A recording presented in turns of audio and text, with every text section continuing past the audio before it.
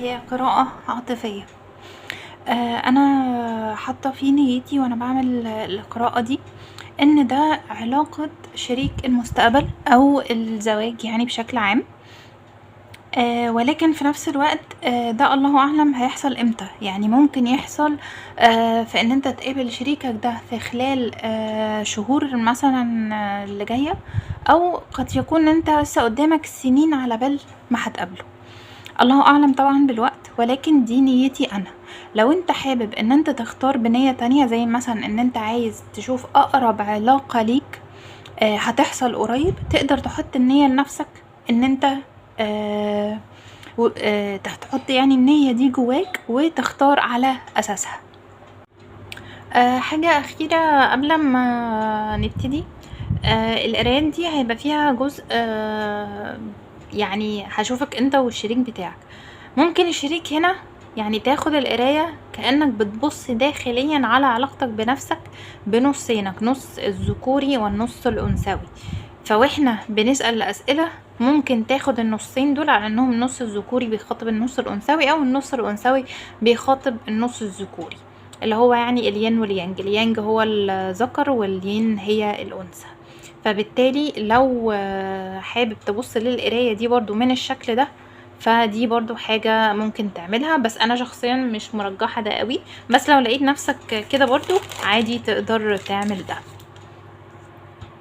لو عندك أي أسئلة هتلاقيها في صندوق الوصف، لو في أي معلومات تانية ممكن هتلاقيها برضو في التعليقات.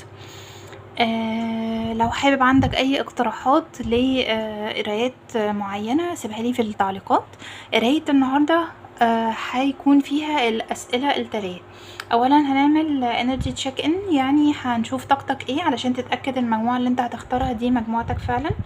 هنشوف تاني سؤال بتشتغل على ايه انت والطرف التاني حاليا في حياتكو. تالت حاجة ايه اللي فاضل ليك انت وشريكك علشان تتقابلوا. رابع حاجة رسالة من كل طرف للتاني. اخر حاجة رسالة مشتركة بينكو انتوا الاتنين. اختار مجموعتك واشوفك فيها ان شاء الله. باي. المجموعة الاولى انت اخترت الحجر ده، والمجموعة دي دي الكروت اللي هي هتجاوب على الرسالة السؤال الأخير اللي هي الرسالة مشتركة بينكم انتوا الاتنين. هنسيبها دلوقتي على جنب، وهنسحب أول كروت اللي هي انرجي تشيك ان علشان نشوف طاقتك عاملة ازاي.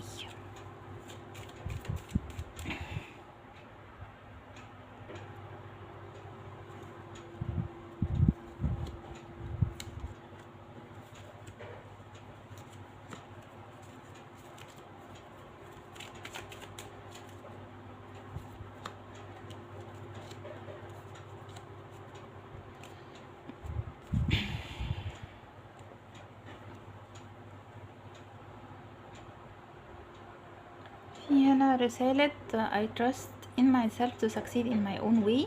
أنا أثق في نفسي إن أنا هنجح بطريقتي.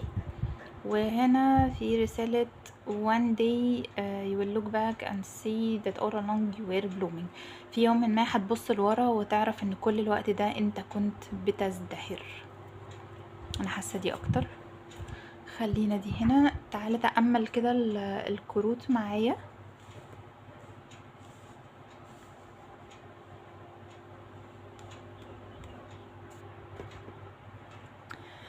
احساسي من الكروت دي بتقول كده ان انت قد تكون في وضع ما، او زي منطقة تحول. كنت دلوقتي في حالة ما، في وضع ما، في عايش حياتك بطريقة ما.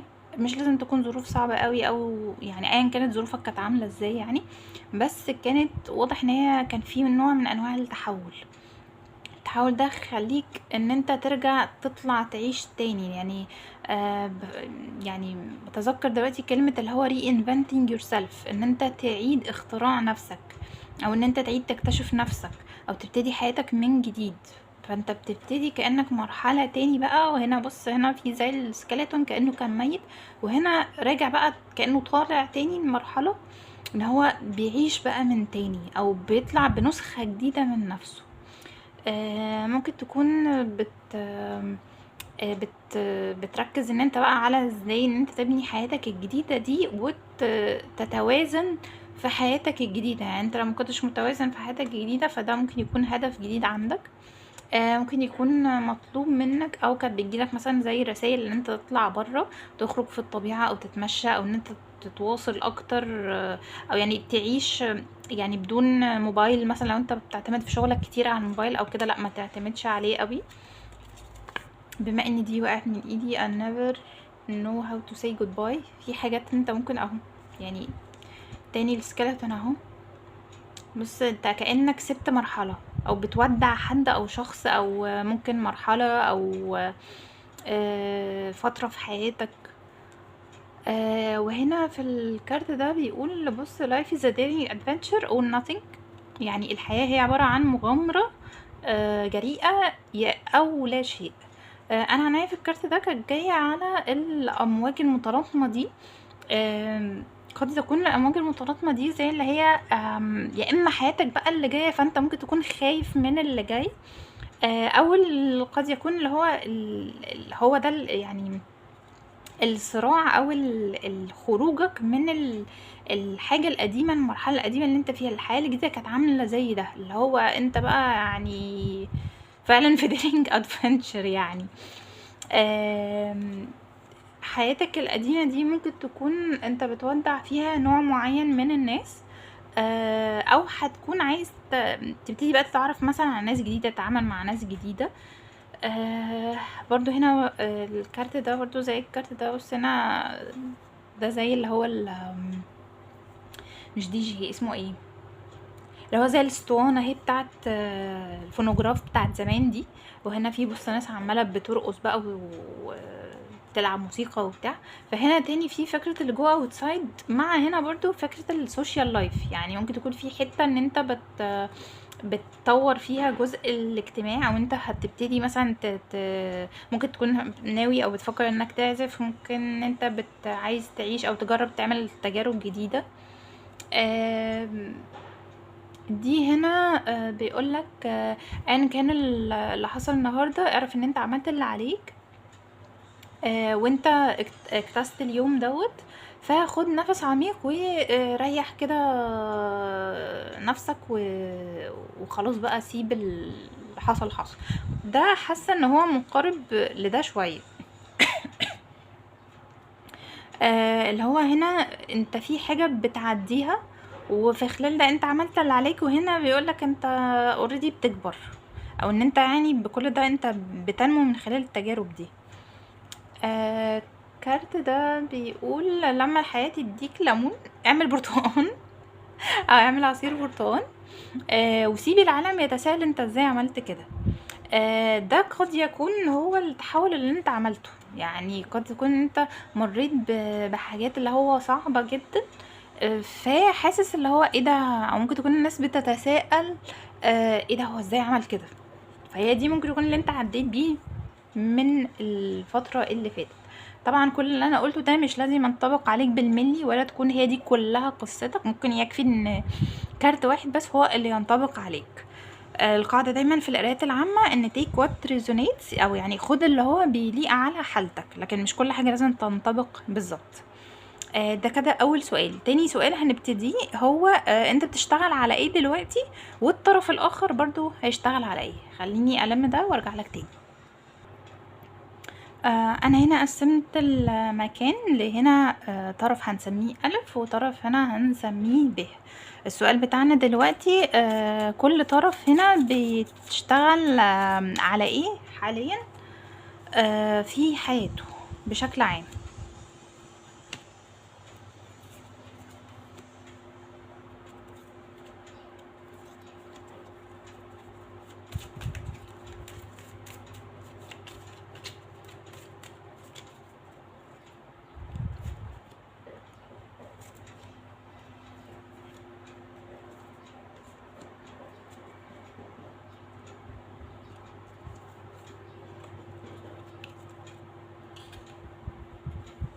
هظبط المكان واجي. طيب هنا عندنا شخص ألف وشخص ب. قد تلاقي نفسك في شخص ألف أو تلاقي نفسك في شخص ب. ساعتها اعرف ان الطرف الآخر بقى هو هيبقى المجموعة التانية يعني. وده تأكيد برضو تاني، بحيث ان ده لو مش لاقي نفسك ولا هنا ولا هنا ولا في السؤال اللي فات، يبقى غالبا دي مش مجموعتك وممكن تختار مجموعة تانية. عندنا شخص ألف هنا. بما ان قلنا يعني الشخص في السؤال اللي فات اللي هو كان حد زي طالع من فترة يعني بيلاقي فيها نفسه او بي reinvent themselves يعني.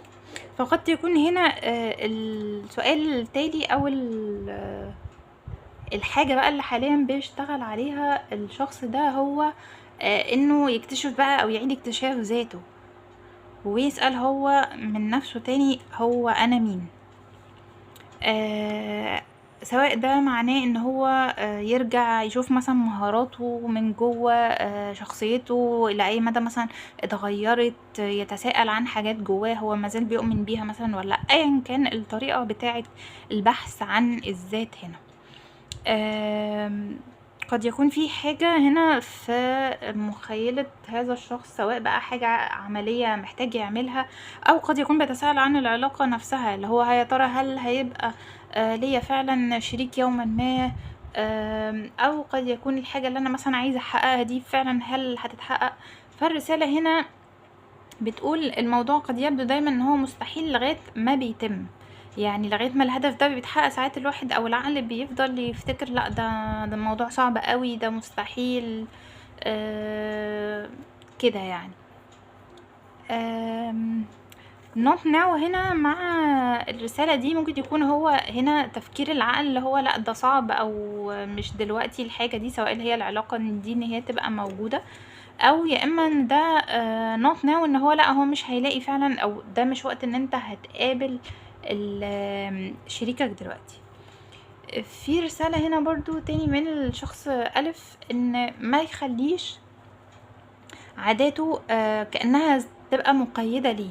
فقد يكون شخص ألف او ده لو انت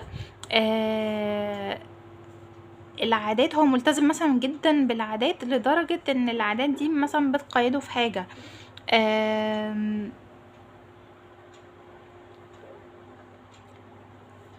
قد يكون برضو الشخص ألف يعني يا إما هو متفائل أو يا إما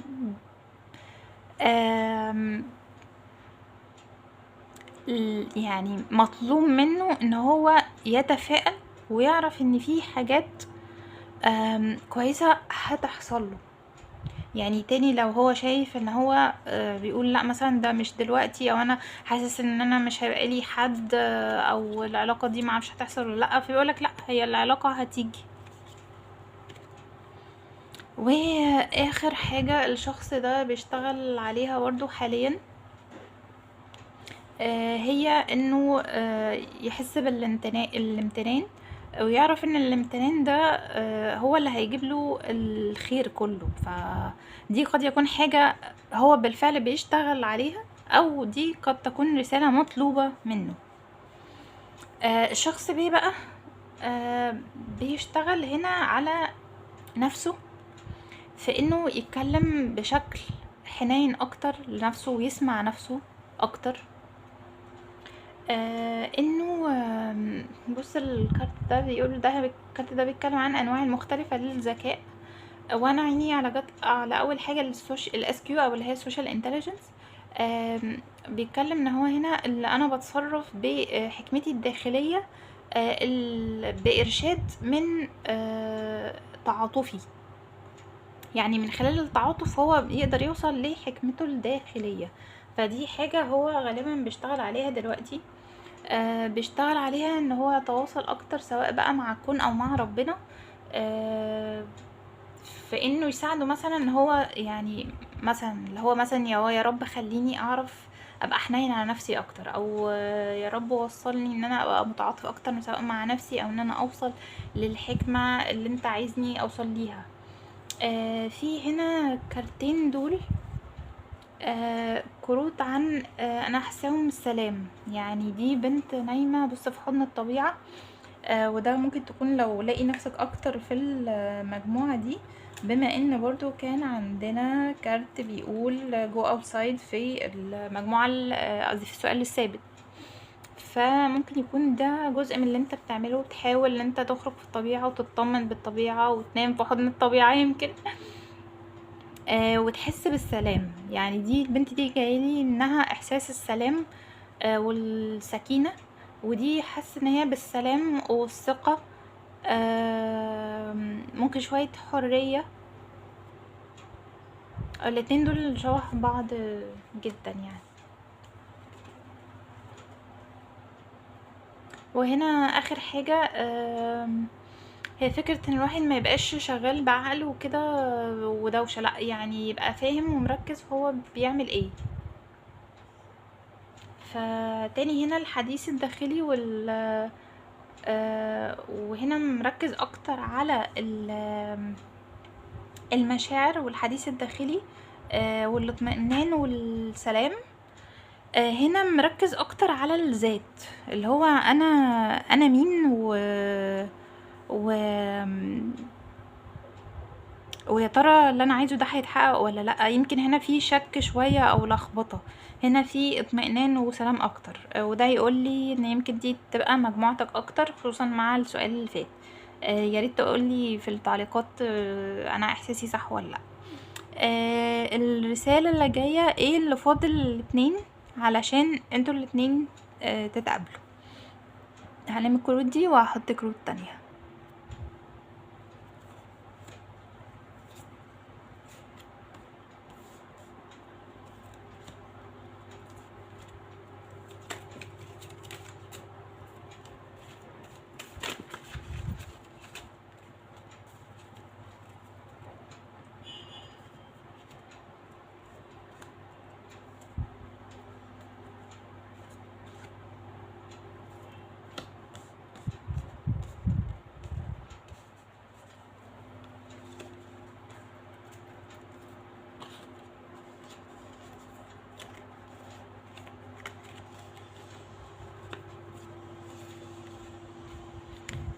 تأمل كده الكروت معايا، وشوف لو في مثلا كارت معين انت شدك اكتر من التاني، سواء انت هنا بقى او هنا، فاهمني؟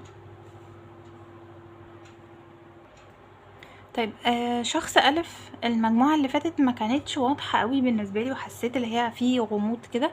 الكروت دي بتهيألي بتوضح لي شوية ايه بقى اللي بيحصل. في حاجة هنا عند شخص ألف قد يكون مر بيها، قد يكون حدث صعب شوية. الحدث ده عمل له نوع من التوتر او الربكة، او ممكن يكون لسه مش يعني لخبط حياته شوية. فبيقولك هنا الحياة عاملة زي لعبة، احنا ما نقدرش ان احنا نعمل اندو، مينفعش نرجع خطوة لورا، ولكن نقدر نعمل الخطوة الجاية هي اللي تبقى احسن. هنا مكتوب overwhelmed او overwhelmed اللي هي زي كأنه مش بيسموها ايه بالعربي، بس زي كأنه الموضوع بيبقى مسيطر على الواحد يعني. هنا بيقولك دي زي الفورتشن كوكي، بتبقى زي بسكوتة كده بره، بيبقى بتكسرها، المفروض بيبقى فيها زي حاجة تتاكل مع رسالة كده.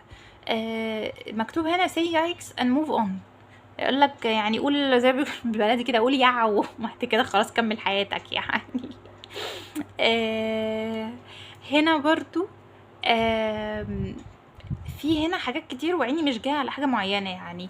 في هنا اوضاع مختلفه، وهو ده كان يكون اللي بيمر بيه او مر بالفعل بيه. وهو بيقولك مثلا كمثال هنا اهداف زائد افعال، لكن ناقص من غير يعني افكار. هنا حاصل اللي هو هتبقى دوشه وصربعه. افكار زائد اهداف لكن ناقص اكشنز او حركه. داي دريمينج، انا بحلم. كل الحاجات دي مدياني حاجات او طاقات عكس بعضها وفيها لخبطه كتير. نفس الكلام هنا بيقولك يقولك life is messy، الحياة هي عشوائية أو ملخبطة، بس زيها زي الجليتر اللي بيلمع. ساعات اللخبطة دي بتبقى فيها قيمة، فاصبر شوية. ال5 كروت دول لغاية دلوقتي يقولولي ان في فعلا حدث حصل في حياة الشخص ده لخبطه، فبالتالي السؤال هنا كان بتاعنا ايه اللي فاضل للشخصين دول يعني يتخطوه او يعملوه علشان يتقابلوا. فالشخص ده محتاج ان هو يتخطى بقى كل المشاكل والدربكة واللي حصل عنده دوت، ويتقبل ان الحياة فيها الحاجات اللي ممكن تكون مش لطيفة، ويكمل ان هو يسيبه بقى من الكلام ده، ويبتدي ياخد باله من نفسه. بيقولك feel your own cup، انت ساعد نفسك، املى كاسك، ارتاح، حس بقى بالشكر يعني او بالحمد، يعني احمد ربنا، تأمل، حب نفسك، اخلق، مثلا اتكلم مثلا مع اصحابك، العب، اتعلم حاجة جديدة، مارس رياضة، كل اكل كويس مثلا، اخرج في الطبيعة، اضحك. فكل ده اللي مطلوب من الشخص رقم ألف أو مجموعة ألف في المجموعة دي. ايه بقى اللي فاضل في الشخص رقم 2 علشان يقابل مجموعة ألف؟ الكارت بتاع سناب ذا فك اوت اوف دي بيقول لي ان هو لو انت زي ما قلنا كده، احنا الكارت ده الاساسي بتاعنا، لو انت كنت في الحالة اللي فاتت ده وخلاص بتبتدي مرحلة جديدة، فلو انت عقلك لسه قاعد في الحتة دي اللي هو انا عديت، انا رحت، انا جيت، انا مش عارف ايه، انت كده ما زلت بتبص على الماضي. فسيبك من ده، الكارت ده جاي يقولك خلاص بقى، خلاص بقى، سيبك من الماضي وجاست جو. جاست جو هنا مش هنا مكتوب او في هنا رسمة اللي هو الخريطة وبتاع، بس هنا مش لازم يكون معناها سفر، اللي هو خلاص بقى سيبك من اللي فات ده، اللي فات ده خلص. وخصوصا اهو هيقولك احنا مش بندور في دواير، احنا بنرتقي كل شوية في تجربة اعلى من اللي فاتت. فبالتالي لو انت قاعد زانق نفسك في اللي فات واللي حصل ومش عارف ايه، وفاكر نفسك بتلف في الداير، لا، كل دي قناعات عقلية. اشتغل على القناعة العقلية ان خلاص انا دلوقتي اللي فات مات، تمام. وخليك في الان بقى اهو. يعني بص الكارت ده بيقولك past is long gone، اللي فات مات، الماضي خلاص خلص. eternal now، مفيش غير الآن فقط، مفيش غير الآن فقط، اللحظة الحالية هي الوحيدة اللي باقية. وبيقولك future doesn't exist، يعني لو هنقول ان بكرة هو المستقبل، فهيجي بكرة وهيفضل الحاضر، هيبقى خلاص بكرة بقى هو الحاضر. فهو مفيش غير اللحظة الحالية، فخليك في الحاضر، سيبك من الماضي، وخلي عندك امل كده وتفاؤل شوية، واشتغل على الحاجات اللي انت تحسها. بيقولك روحك محتاجة ال5 حاجات دول. ممكن تكون روحك حاليا او الروح عامة محتاجة ال5 حاجات دول، ممكن تكون انت محتاج حاجة واحدة منهم. شوف اكتر حاجة انت شايف ان انت محتاجها هنا. اول حاجة مكتوبة هنا كونكت، ان انت تتواصل. تاني حاجة كوميت، تلتزم. تالت حاجة سيرف، تخدم. رابع حاجة اكسبرس، ان انت تعبر. خامس حاجة كرييت. شوف عينك كده، خد سكرين شوت حتى لو عايزها معاك، وشوف عينك رايحة على ايه.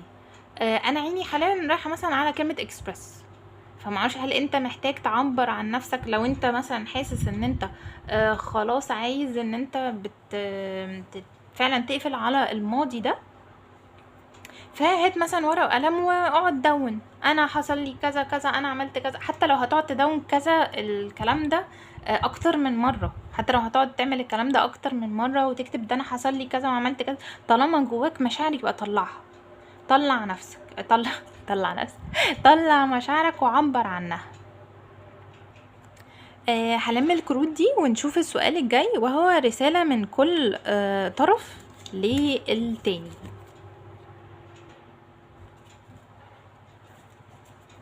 كده تاني تاني.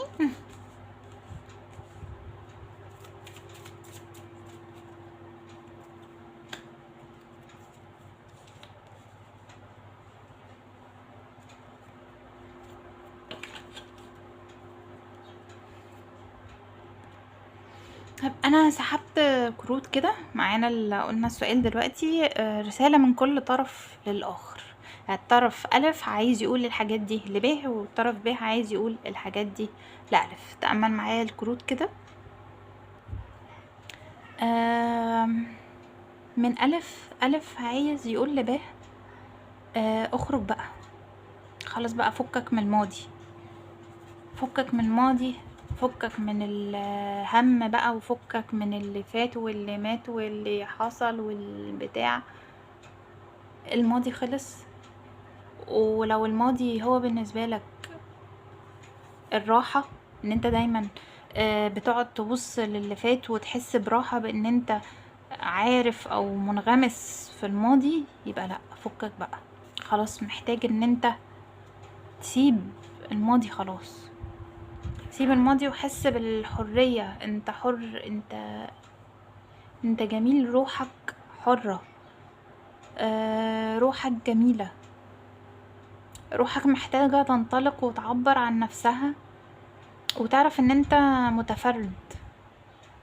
ممكن يكون شكلك من بره هادي، بس من جوه انت وايلد شوية. في بص هنا شجر ورد في شعرها. يعني تخيل مثلا ان انت ماشي في الشارع، حد او واحده مثلا حاطه ورده في شعرها ولابسه فستان معرفش مثلا مختلف وبتاع، تحس ان هو ايه ده، مين دي؟ ففي شخص هنا مختلف. لو انت قاعد في السرفايفل مود، وان انت قاعد بتصارع اللي هو الحاجات الأساسية من أكل وشرب ومش عارف ايه، وانا مش عارف مثلا اشتغل او اي حاجة، فاللي هي حتة السرفايفل مود دي، لا، اخرج منها، اخرج منها. واستخدم حدسك، استخدم حدسك في ان انت تحس نفسك وتحس طريقك وتحس اللي جاي. انت محتاج تستخدم روحك اكتر، واعرف ان انا جاي، انا جاي، انا عايزك وانا جاي. وتاني بص هنا، بص هنا، دي دكة بقى مختلفة خالص. بس هنا فراشات وجناحات وطايرة وبتاع، وحتى هي ورد في شعرها. بص هنا برضه في ريش في شعرها وفي ورد اهو برضه. يعني انطلق، انت محتاج تنطلق، مفيش حاجة توقفك. يعني ما تقعدش تحبس نفسك كده. بيقولك اهو استعد، be prepared, you will soon receive a visit from the fairy of inspiration. انت محتاج ان انت تستخدم الالهام اللي بيجي ده ليك وتحققه. يمكن هو ده اللي هيقربنا، هو غالبا هيتشد اصلا لروحك دي. اكيد لو انت قاعد جوه نفسك وبتفكر في الماضي واللي جاي. الدراما يا جماعة مش حاجة الواحد عمره ما هيتشد ليها. يعني لو واحد قاعد بيعيط ويعيط وانا زعلان وانا تعبان وانا اتظلمت وانا دي مش حاجة سكسي خالص، دي مش حاجة عمر ما حد هيتشد لها. الانسان دايما بيتشد للحاجات الايجابية، فبالتالي انت محتاج تطير كده وتنطلق علشان الشخص ده اصلا يشوفك ويلمحك. شخص بقى به عايز يقول ايه بقى الالف؟ يقول له تاني فكك من الماضي، ما تفضلش قاعد بتفكر كتير في عقلك، ما تفضلش قاعد في عقلك، خليك في الحاضر. ارجع بقى للحاضر، سيب الماضي والحاجات اللي انت عديت بيها دي قبل كده، خليك تاني في الحاضر. اتقبل اللي فات وما تقاوموش، خلاص اللي حصل حصل، هتعمل ايه؟ استعيد السلام جواك، واملى نفسك، املى، اشتغل على نفسك، اشتغل على جواك، اشتغل على فرحتك الداخلية. ما تقعدش كده، ما تقعدش بس عامل زي القطة الحزينة كده، اللي هو مش عايز، لا انا مش هعمل حاجة، خلاص انا تعبت، خلاص انا زهقت. لا لا، متقعدش كده، متقعدش مستسلم للحزن والملل، متستسلمش للحزن والملل، وما تقعدش تأجل كل شوية، لا مش النهارده، لا مش بكره، برضو مش بعده، مش عايز، مش عارف، مش لا لا.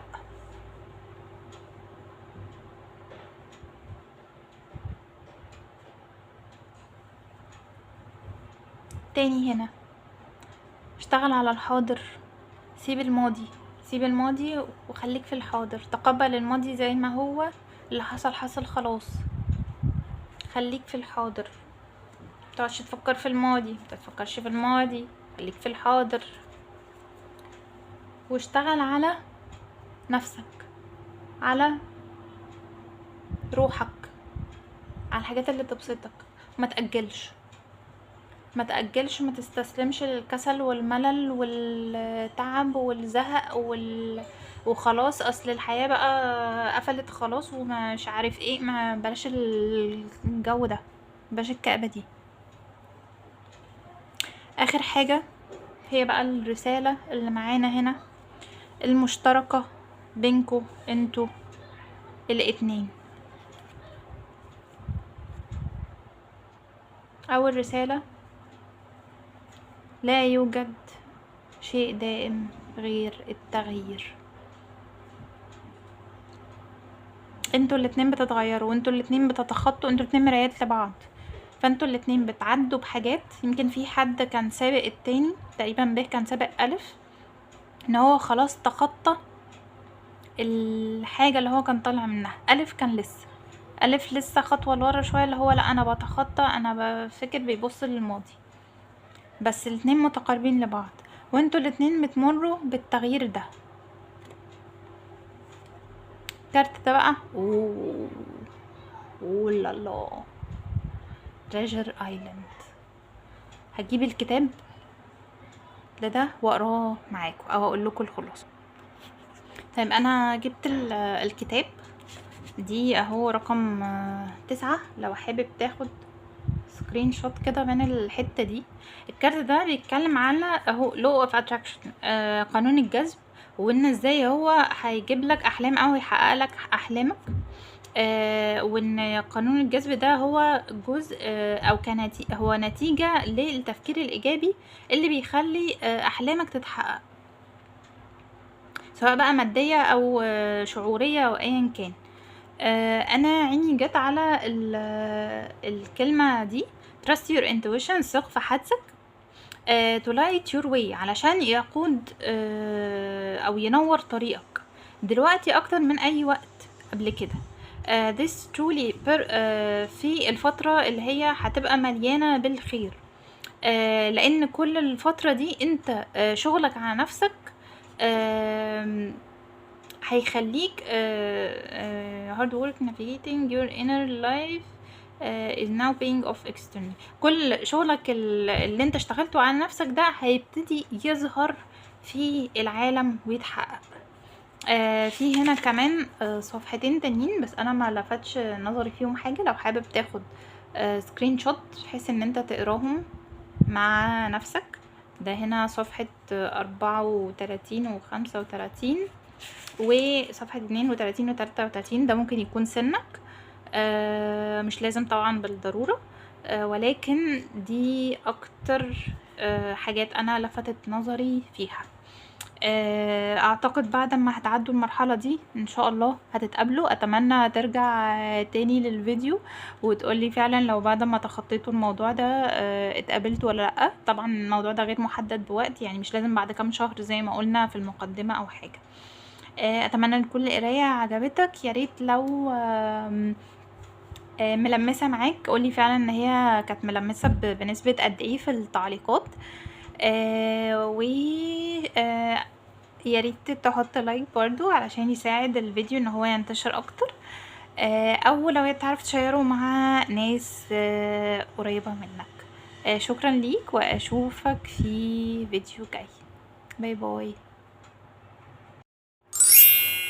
المجموعة التانية، انت اخترت الحجر ده، دي القراية بتاعتك. هنبتدي أول حاجة بالانرجي تشيك ان عشان تشوف تتأكد ان المجموعة دي بتاعتك. هفنط الكروت كده وهوزعها.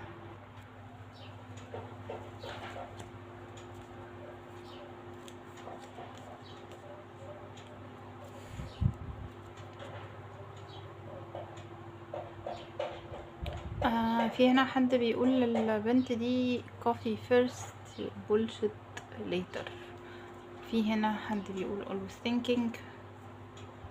انا حاسه بدي يمكن اكتر. خلينا هنا كده ونشوف. تأمل معايا كده الكروت وبص معايا. انا شايفه حد هنا بيبتدي بدايه جديده. حد نهى برضو جزء من حياته، يعني قفل على شابتر كده بس قفله بسلام. او قد يكون حزين برضو شوية، وبيحاول ان هو يركز في حياته دلوقتي، بيبتدي رحلة جديدة. وبيتساءل هل انا ممكن اعملها ولا لا، ممكن ابتدي الحياة الجديدة دي ولا لا. حد ممكن يكون عنده صفات عايزة اقول القائد، مع ان هو مكتوب المدرس، ولكن هو المدرس في نفس الوقت قائد. المدرس بيقولك هنا بياخد بايد حد، او اللي هو بيساعد يعني. بيفتح عقول وبيلمس قلوب الناس. ممكن تكون بتحاول ان انت وانت تبتدي الرحلة الجديدة دي ان انت تهاف فن شوية، وان انت بتبتدي بقى التغيير ده واحدة واحدة.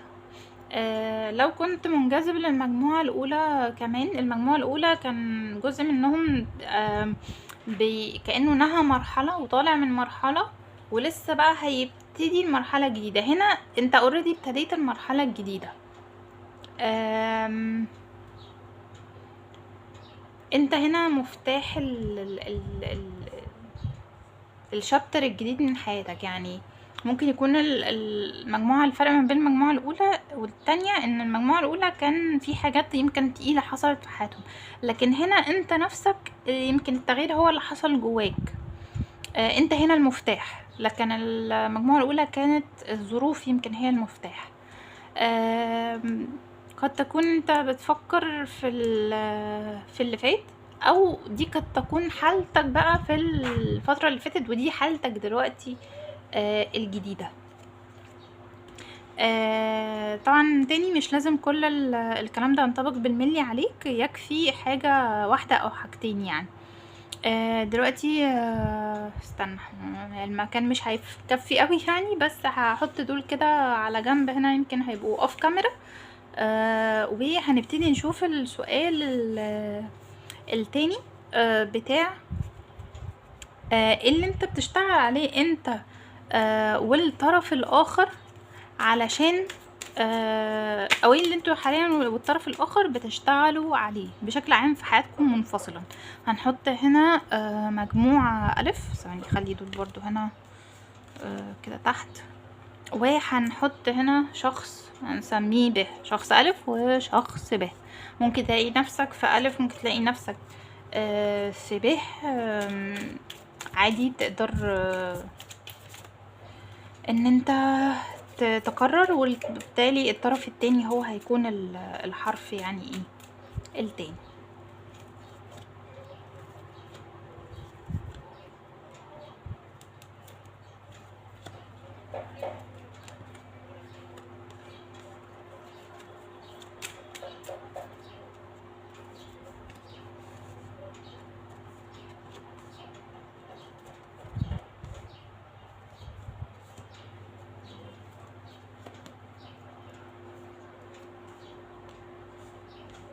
تأمل معايا كده الكروت وتعالى نشوف.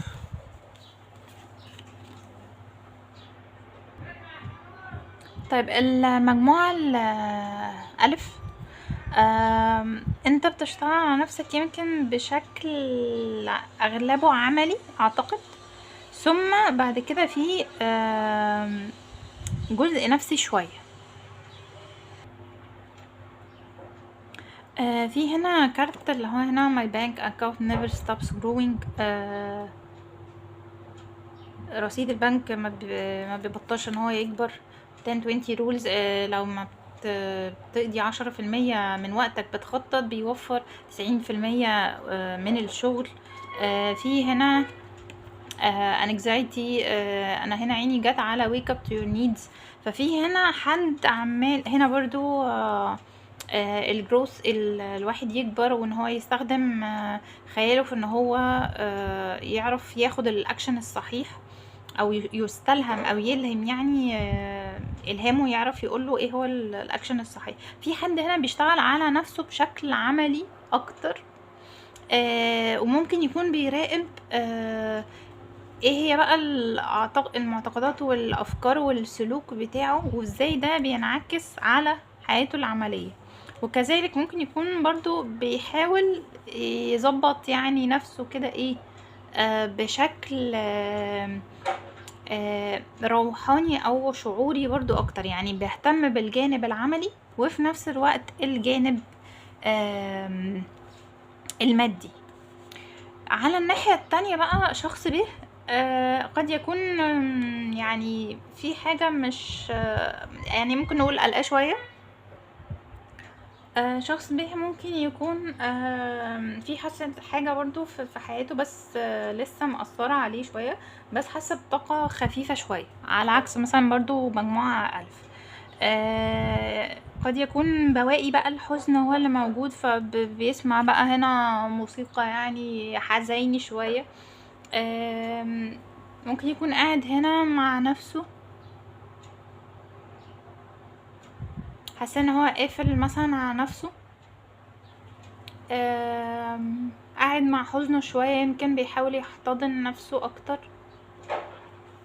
هنا برضو البنت دي بص حاضنه نفسها وبتاع، بس هنا حزن اكتر، هنا طبطبة اكتر. يعني هو ممكن يكون بينتقل بين الحالتين دول. دي الحاجة اللي ممكن تكون حصلت فعلا، سواء فعلا يعني موت حد قريب منه او حتى بعيد عنه او ايا كان، بس متأثر بيه شوية، او ان هي حاجة وانتهت مثلا في حياته، زي مثلا كانت علاقة وانتهت او whatever بقى يعني. وفي هنا مشاعر يعني نوعا ما مكتومة.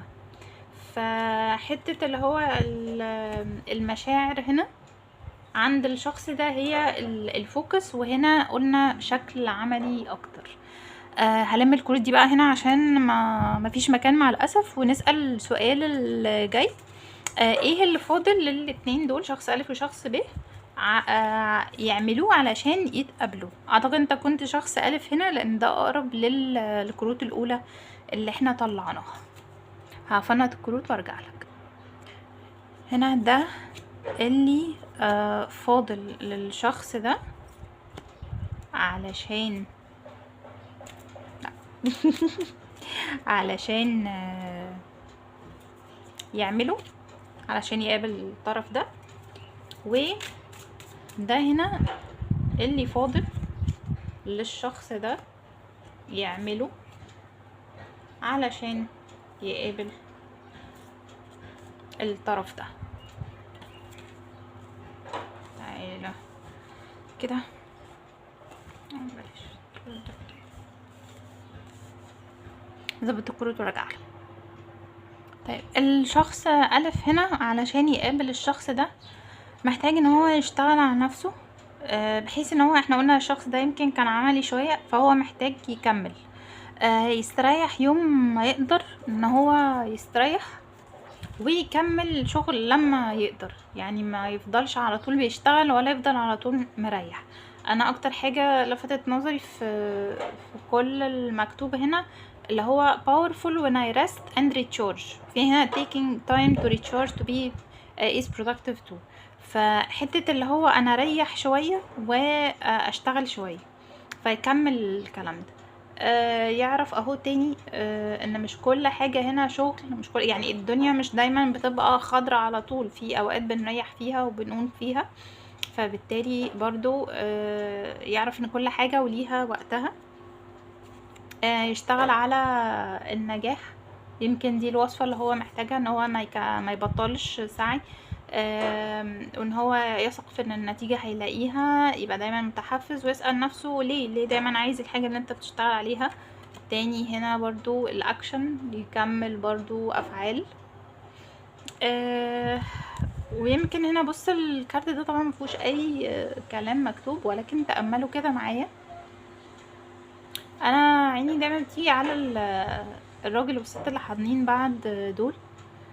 فممكن نقول ان هو يعني يطمن ان هو هيلاقي شريكه. فهنا اللي فاضل الشخص ده ان هو يكمل سعي في الطريق بتاعه. الشخص ده بقى على الناحية التانية، هنا انا يعني مفهوم الريتش والويلثي طبعا مختلف. ان هو ريتش ان انت غني فلوس فقط، ولكن الثراء هو ممكن يكون الواحد ثري في كل حاجة. فممكن يكون الشخص او الحاجة اللي هو اللي كان زعلان عليها هي الفلوس، او كان يكون مثلا حصل له خسارة مادية مثلا او حاجة. ولكن الرسالة اللي برضو اللي موجودة عنده هو انه يكمل. يعني هنا هيكمل شغل وسعي، وهنا هيكمل ان هو برضو ما يبطلش سعي، سواء بقى كان بيشتغل على حتة ان هو يشتغل على الفلوس بس، او هو بيشتغل على الثراء عامة. وبيقولك وفاضل له ان هو يعرف ان ده طبيعي، ان الانسان يعني بيمر بحاجات كويسة وحاجات وحشة، وده طبيعي. فالحياة دايما فيها الحلو والوحش. ويكمل ان هو يعني ما يفضلش قاعد او حاسس ان هو ضعيف. لا، بيقولك own your fucking power، اللي هو اعرف ان انت عندك القوة، وعندك القوة دي وجسدها كمان. وانه ما يفكرش كتير، ما يفكرش كتير. لو هو قاعد بيفكر مثلا دي كانت خسارة ليه، فلا ما يفكرش كتير فيها. الكارت ده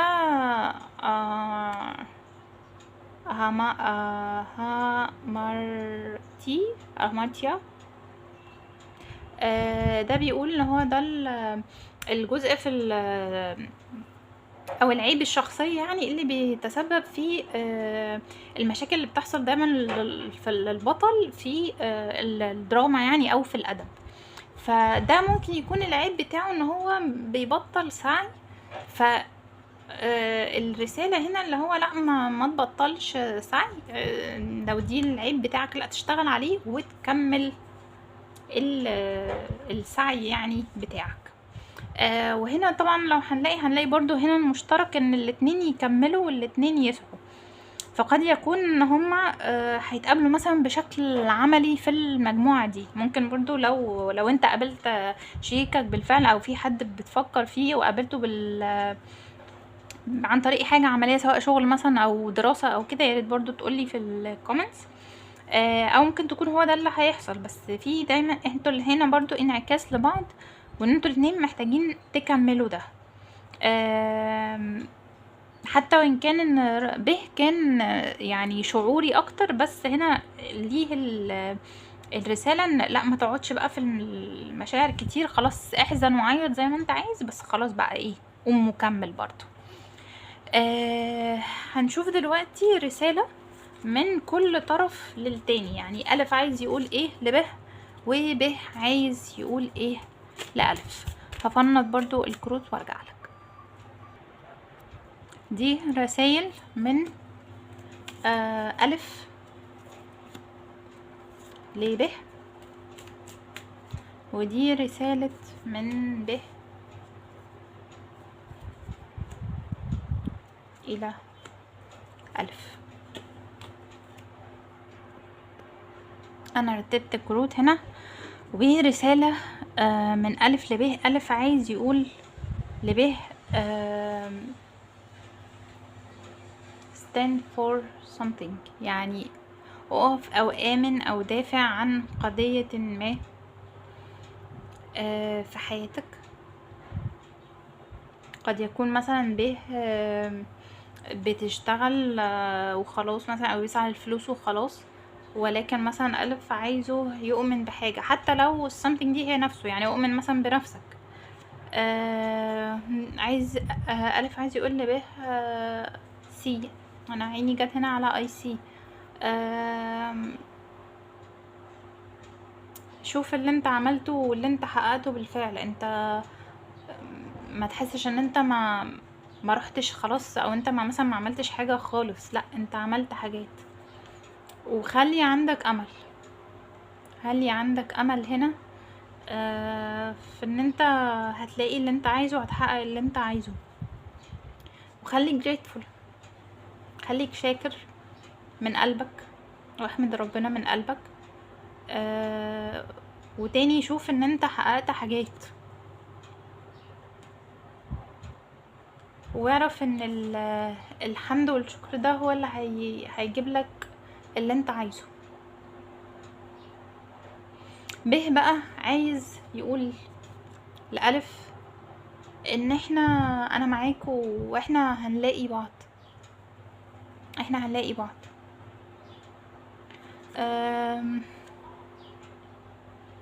لو انت حاسس دايما بالذنب تجاه حاجة، فلا، ما تحسش بالذنب يعني، او بطل احساس بالذنب. انا عيني جت على saying no. فانت لو في عندك احساس بالذنب انت متعرفش تقول لا، فلا ما تحسش بالذنب ده. لو عينك جت على اي حاجة برضو من دي، ممكن تاخدها سكرين شوت كده، تشوف عينك جت على ايه. ولو انت برضو حاسس بالوحدة، هو لا، انا جنبك، ما تحسش بالوحدة، تحسش بالوحدة. وتاني خليك ما بين الدوينج والبينج، ريح. انا عيني هنا اكتر جاية على البينج، على الراحة. يعني لو انت بتحب الشغل جدا او بتشتغل كتير، لا يعني دايما افتكر ان الحياة بتتراوح ما بين العمل والراحة، العمل والتواجد. مجرد البينج هو مفهوم التواجد. دايما بيقولك احنا human being مش human doing، احنا بني ادم بيتواجد. فالبينج هو اللي عيني كانت رايحه له اكتر، ولكن الرسمه الاساسيه ان احنا حياتنا بتتراوح من ده. فتاني نفس الرساله بتاعت اللي هو بنريح شويه ونقعد شويه، ونشتغل شويه ونريح شويه. ممكن لو حابب برضو تاخد سكرين شوت هنا وتشوف عينك جايه على ايه.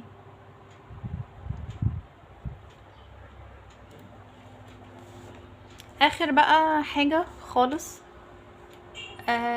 هي الرسالة المشتركة بين الاتنين، اللي هي الكروت الأساسية دي معانا.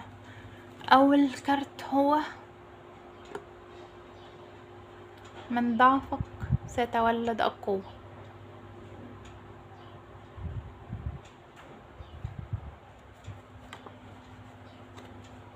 و come to the edge. هشوف الكارت ده في الكتاب وأجيلكم. أنا جبت الكتاب.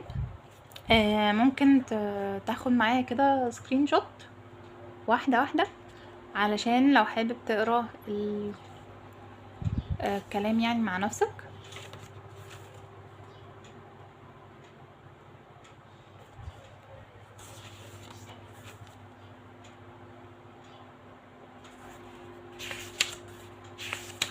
الكارت ده بيقول بيتكلم عن الشجاعة، وان انت تاخد قفزة ايمانية علشان تتخطى الخوف وتتقبل المجازفة.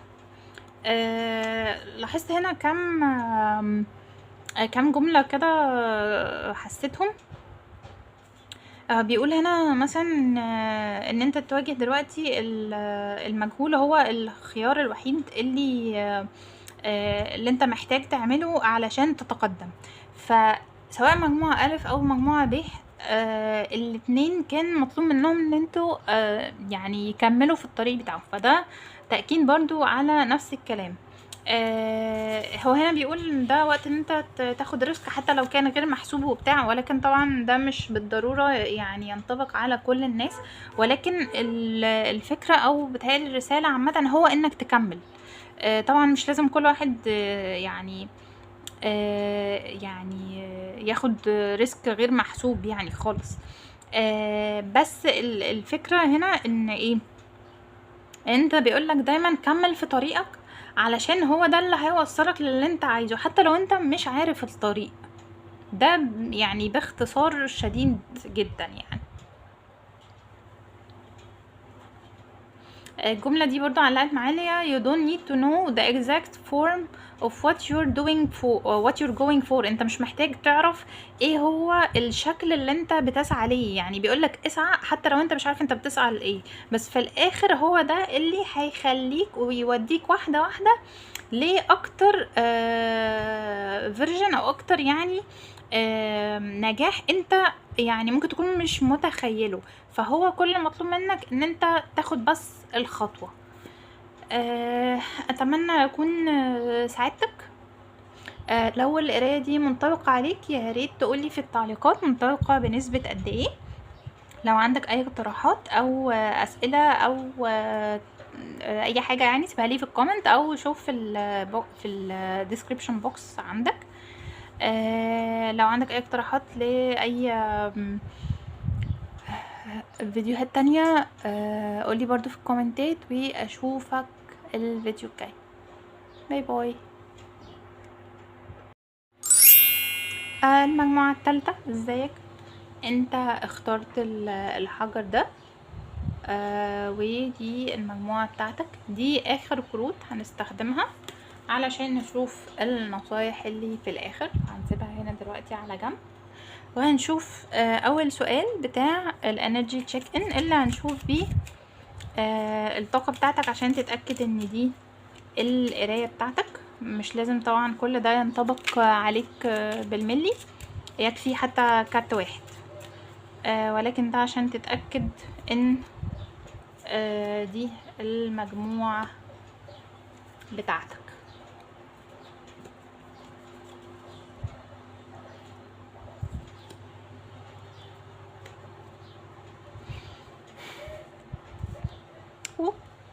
اوكي هسيب دول كده. في عندنا استنى كده الكارت ده، في الكارت ده. خلينا نحط الاتنين دول على جنب هنا زيادة.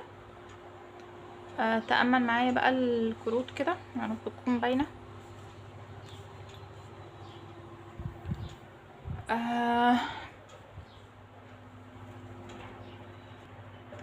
طيب المجموعة دي يعني معرفش انت عندك اكتئاب ولا لأ، بس اتمنى طبعا تكون بخير. قد تكون حاسس ان انت عامل زي البنت دي. الكارت ده بيقول طبعا مش لازم تكون ولد او بنت يعني بيتفرج على الفيديو يعني، بس الفيديو ده سوري الكارت ده بيقول كل بنت عاملة زي اللعبة او زي العروسة، ممكن تبقى عاملة زي باربي او ممكن تبقى عاملة زي انابيل دي كانت عروسة زي طلع فيلم رعب يعني. انا جاي لي كذا حاجة من الكارت ده. اولا قد يكون ان انت عندك جزئين في شخصيتك عاملين زي البنتين دول، واحدة من بره عاملة كده زي باربي لطيفة وكيوت وأمورة ورقيقة وبتاع، ومن جوه في عندك شخصية او مش لازم من جوه، في شخصية تانية عاملة زي انابيل. ففي تناقض يمكن في الشخصيات، ممكن تكون برج الجوزاء عادي او برج الحوت حتى، او البرجين دول يكونوا مهمين في الخريطة بتاعتك في الخريطة الفلكية يعني، ده لو عارف خريطتك. تاني حاجة ممكن يكون الاتنين دول يكونوا هما اليان واليانج عندك في شخصيتك جواك او في تركيبتك، اللي هما الين واليانج ببساطة هما الذكورة والانوثة. فقد يكون الذكورة والانوثة جواك مش متوازنين عندك. فايه هو الذكورة والانوثة؟ الذكورة لو هنقول بالبلدي، يعني انا دايما بحس الآية بتاعت وجعلنا الليل لباسا ولا جعلنا النهار معاشا هي بتمثل الذكورة والانوثة. الليل اللي بنستريح فيه هي الانوثة، والنهار اللي بنشتغل فيه هي الذكورة ببساطة. فانت ممكن تكون مثلا بتشتغل كتير قوي ما بتريحش، ممكن بتريح وما بتشتغلش، او ممكن كله بتقعد مثلا فترة كده وفترة كده، فالاتنين مش متوازنين على المدى الطويل. دي حاجة تانية جت في بالي. حاجة تالتة جت في بالي، قد تكون باي بولر.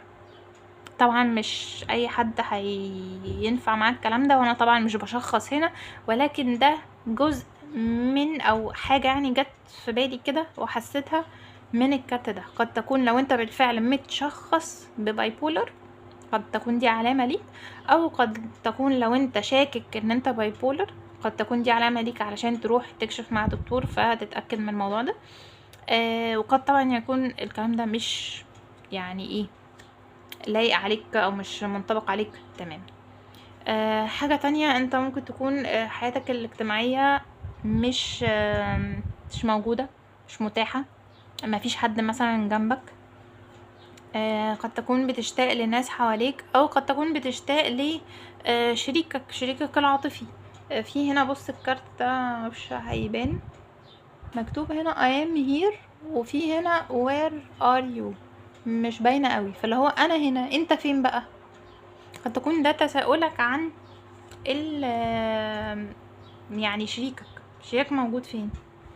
وتاني هنا الكارتين دول، ده انا كنت ساحبه ده كنت فاكره ان هو كارت واحد، فطلع تحتيه الكارت ده التاني. ده كارت ده فول من التاروت، ولكن انا ده يقولي انت ممكن يكون عندك ديبريشن. لو انت فعلا عندك ديبريشن يعني علشان انت ممكن تكون حاسس ان انت تايه.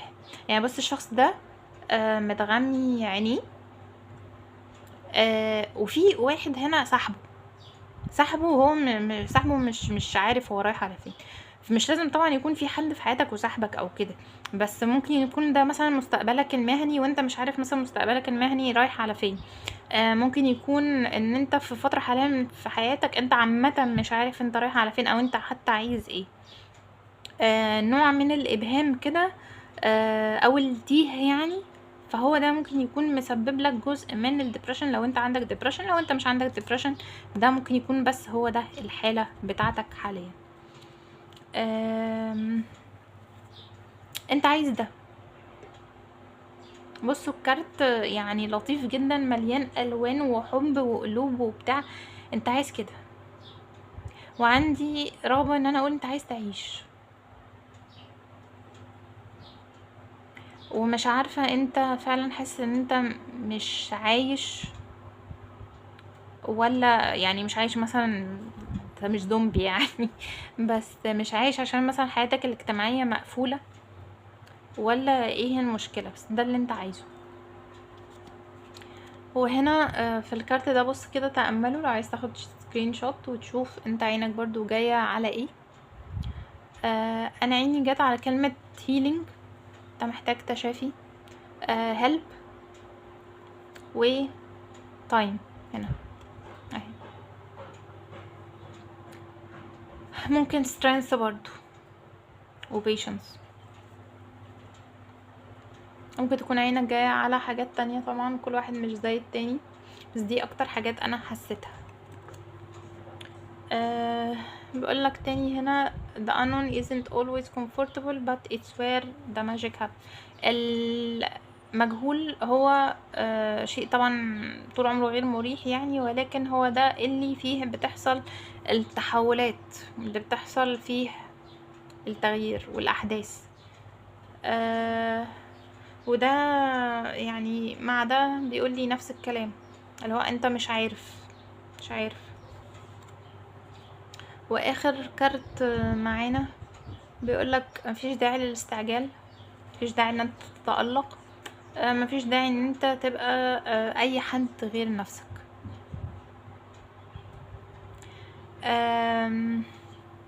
تاني هنا موضوع نفسك ده مع حتة لو قلنا حتة اللي هي بايبولر، اللي نعرفه عن البايبولر ان هو بيبقى حد ممكن نقول كده بشخصيين، او ممكن بيحصل تحولات مفاجئة في شخصيته. فهنا يقولي، او هنا في سؤال بقى، هو انت مين يعني لو قلنا مين انت الشخص الحقيقي، مين الشخص الحقيقي اللي جواه الانقسام ده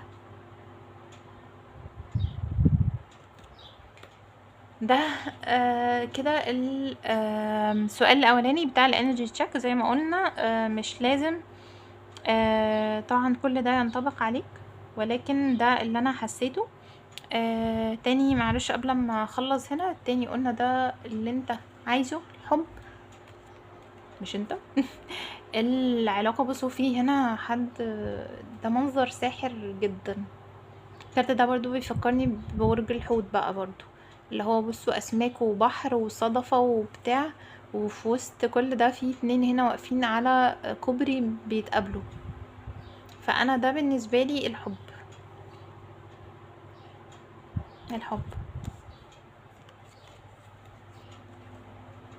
هلم الكروت دي ونشوف السؤال اللي بعديه. انا حطيت هنا الكروت على جنب، ولكن حاجة قبل ما نشوف بقى السؤال اللي جاي. ممكن يكون في الكارت ده مجرد بس عندك فكرتين مختلفين عن بعض. يعني زي مثلا انا عايزة احب، بس الناس كلها 60 في 70 ما وحشة. فانت ازاي؟ ما هو انت هتحب نفسك يعني، هتحب على روحك؟ ما لا. فانت ممكن يكون عندك فكرتين ضد بعض، بس ايه، مش اكتر. احنا السؤال دلوقتي اللي جاي هنحط هنا، بص في هنا هنحط ونقول شخصية ألف وشخصية ب. هنشوف هنا السؤال اللي جاي، كل طرف من الأطراف بيشتغل على ايه دلوقتي. ده شخص ألف،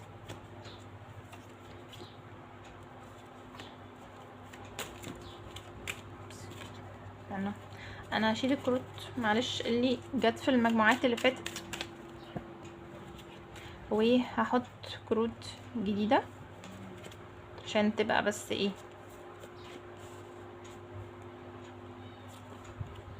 بنقول حاجات جديدة بس. هات دي كده عشان تبان. ألف والشخص ب بيشتغل على ايه حاليا؟ لا دي جت حد تاني. ماشي، فهي 4 و4. تأمل كده الكروت معايا.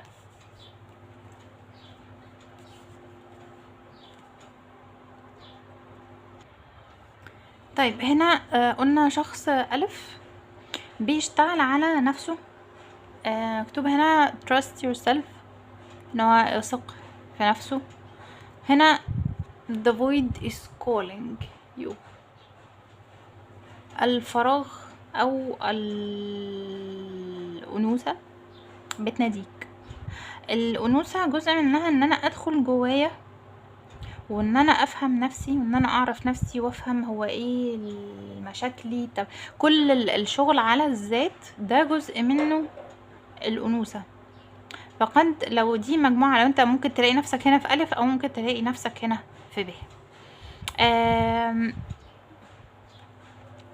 ممكن نقول ان انت بتشتغل بقى على انك تفهم نفسك اكتر، او تفهم جزء اللي هو الانثوي اكتر. هنا مكتوب what I think، هنا what I say، ده اللي انت بتفكر فيه وده اللي انت بتقوله. فلو انت كاتم نفسك كده، طبيعي ان هيكون ان الفويد هي اللي هتناديك. لان عادة الواحد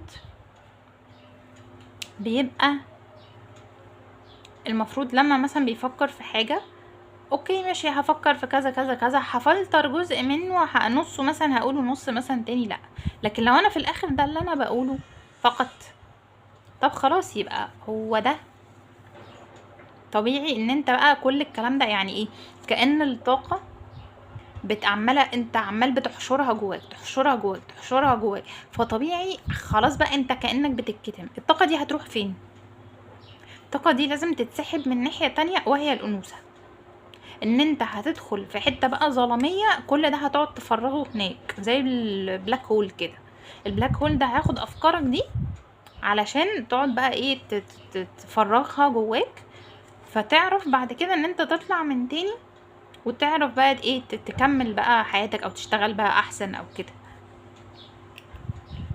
فده جزء من اللي انت ممكن تكون بتشتغل عليه لو انت المجموعة دي. ممكن تكون انت برضو بتشتغل على جزء عملي منك، هو ان انت تبني حياتك بقى ايه طوبة طوبة. ده هنا بيقولك ده كل شيء انا ممكن اعمله، ولكن ده كل شيء انا ممكن اعمله النهاردة. فممكن يكون جزء منك ان انت بتشتغل بطريقة عملية حاليا. مجموعة ب بتشتغل على نفسه من خلال ان هو يكبر، بيشتغل على فكرة النماء، سواء نفسي نماء نفسي او نماء عملي برضو. الكارت ده بص كده معايا، ده محسسني ان في حد مثلا راح اخد نفسه واعتزل في منطقة بعيدة جدا، مثلا كلها عبارة عن زي تلج بقى، ومن فوقيه السما ومفيش اي حد حواليه. يعني جاي مثلا في دماغي كلمة dead silence، هو الصمت القاتل، هو مفيش حد هنا ايه يعني حواليه خالص. وقد يكون هو ده اللي هو عايزه، يعني حد عايز يعتزل الناس تماما. زي مثلا قفل موبايله، قفل اي حد مثلا يقدر يتصل بيه، خلاص بقى هو قاعد جوه مع نفسه عمال بيفكر فكر هو مين وازاي يكبر. ليه بقى؟ لان هنا بص كده معايا، انا عيني هنا جت، ممكن تاخد دي سكرين شوت الاول. انا هنا عيني جت على رقم 5 internal cohesion. internal cohesion هو الاتساق الداخلي. بيقولك هنا finding meaning in existence، ان انا اجد المعنى في الحياة. integrity, alignment, authenticity, creativity, passion, honesty, trust، دي الكلمات اللي تحتيها. ولكن دول اكتر حاجتين او 3 حاجات اللي عيني جت عليهم. الاتساق الداخلي، عشان كده بنقول حد قاعد هنا مع نفسه. 5 دايما بيبقى بيرمز للتحول، فهو ممكن يكون حد هنا قافل على نفسه علشان يتحول داخليا زي الشرنقة كده، وبيحاول يلاقي معنى لحياته، سواء بقى انت بتعمل الحاجات المكتوبة تحتيه دي ولا لا. معرفش الكارت ده حاجة بقى تانية خالص. انا حاسة ان هو يعني ده محسسني اللي هو مثلا كأيه زي بنت، او اللي هي بقى زي باربي ممكن نقول هنا، اللي هو بنوتة عسولة بتحاول تلاقي ستايل مثلا بتاعها، تحاول مثلا تلاقي نفسها حساني مثلا ان هي بكيزة درمالي في نفسها جدا. وممكن تكون بتشتغل على انوثتها، يعني لو قلنا دي واحدة مثلا بتشتغل على انوثتها. وقد تكون برضو شخصيتها كده، يعني ممكن يكون انت كبه شخصيتك كده، اللي هو انا كيوت في نفسي، انا لابس النضاره البامبي كبيره عليا، شكلي مختلف تماما، ومش هاممني، مش فارق معايا، هو انا كده. وده ممكن يكون انت برضو بتحاول هنا تلاقي نفسك، تلاقي شخصيتك. ده فكرني، الاختلاف ده فكرني شويه ببرج الدلو. برج الدلو هو الاختلاف يعني والاختراع.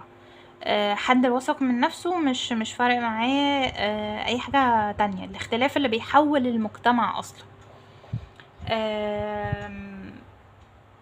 بس فدي ممكن تكون بقى سواء انت تاني لقيت نفسك هنا او هنا، مش يعني انت بقى ايه اللي ادرى. هشيل ده كده دلوقتي وهنقول السؤال اللي بعديه.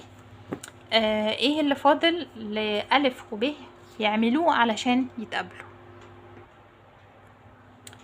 ده اللي فاضل لمجموعة ألف يعملوا علشان يقابل ب، وده اللي فاضل لب يعملوا، لا دي جهت قبل كده، علشان يقابل مجموعة تلاقي 5 هنا، مش 5 لا 6، مجموعة ألف. في هنا كارت تشينج. تأمل معايا كده القرون برضو. طيب السؤال دلوقتي ايه اللي فاضل للاتنين علشان يقابلوا بعض؟ يعني ألف محتاج يشتغل على ايه وب محتاج يشتغل على ايه علشان يقابل الشخص التاني. دي 3 قبل كده.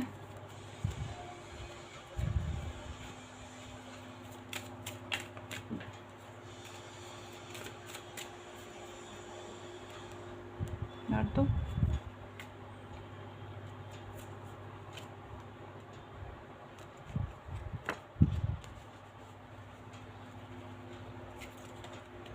اوكي ماشي.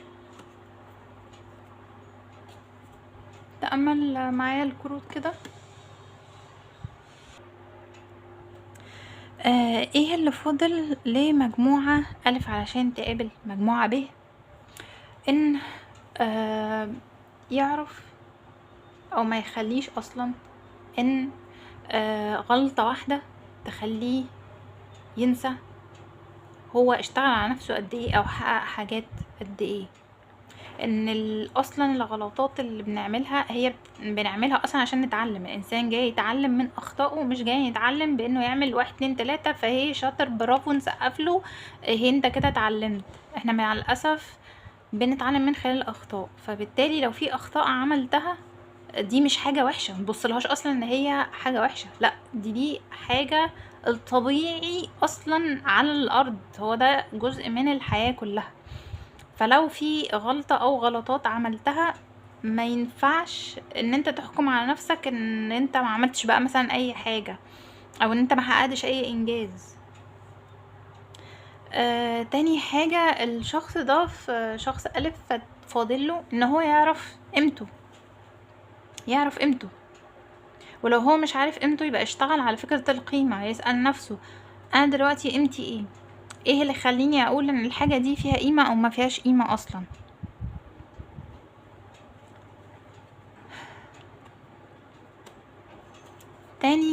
تالت حاجة الكارت ده بيقول I'm being an ass، انا بتصرف يعني خلينا نقول بغباوة يعني علشان انا مجروح من جوه. فبالتالي لو انت شخص ألف مجروح من جوه انت محتاج تعرف انت مجروح من ايه. لو في حاجة جرحك اصلا تعترف ان انت مجروح علشان تعرف تتصالح معاها. احنا ما نعرفش نتصالح مع نفسنا، ما نعرفش نتصالح مع الحاجة، ما نعرفش نتغير غير لما نعترف بالحاجة ان هي اصلا موجودة ونتصالح معاها ونحتويها ونضمها ونفهمها. فبالتالي تصالح مع نفسك الاول. بص هنا الشخص قاعد من جوه، بص عمال بيعيط ازاي، ومن جوه من بره بص الغضب عامل ازاي. فانت لو انت غضبان او يائس او متنرفز او بتقعد تغضب على الناس او بتتنرفز عليهم او ايا كان، انت من جوه عامل كده. فبالتالي احتضن نفسك الاول ونفهم ايه اللي جوانا ونتعبر عن مشاعرنا، ما نفضلش نكتم. يعني بص هنا تاني قلنا حته الكتمان دي، لو انت قاعد من جوان بتكتم، سواء بتكتم افكار او بتكتم مشاعر، الكتم يولد الغضب، الغضب يولد الانفجار. فيعني انت متوقع ايه؟ اقعد مع مشاعرك واحتويها، مش عشان انت زعلان اللي هو يعني في ناس اعرفها ان هي لا هقعد اذا انا زعلان خلاص بقى هقعد افرفش نفسي ومش خلاص بقى انا بعدين ابقى اعيط بعدين او اقعد ابقى اشوف اللي جوايا ده بعدين، بقى انا عايزه افرفش دلوقتي وخلاص، كانه بيهرب من المشاعر، كان المشاعر دي حاجه وحشه، في حين ان المشاعر هي لغه الروح، هي روحك بتكلمك من خلال المشاعر اللي انت قاعد اصلا رافضها، ده لو انت فعلا رافضها. اخر حاجة فاضل مجموعة الف علشان يقابل مجموعة ب، هو انه يبقى حر. بص العصفور ده واقف في قفص، بس القفص القضبان بتاعته اصلا مفتوحة مش موجودة، هو اصلا حر، لكن هو فاكر نفسه محبوس. الرسالة هنا مكتوبة ان انت تقدر تمشي او تطير في اي وقت، فايه اللي مخليك هنا؟ لو انت فاكر نفسك محبوس بافكارك، فمحتاج تشتغل على ده. لو محبوس بمشاعرك يبقى حرر مشاعرك. لو انت محبوس عشان انت مش عارف قيمتك يبقى اعرف قيمتك. لو انت محبوس عشان انت فاكر ان انت ما عملتش اي حاجة في حياتك او انت غلطت مرة، لا ما ينفعش، برضو اشتغل على القناعة دي. بالتالي دي الحاجات اللي ألف محتاج يعملها علشان يقابل مجموعة ب. مجموعة ب بقى محتاج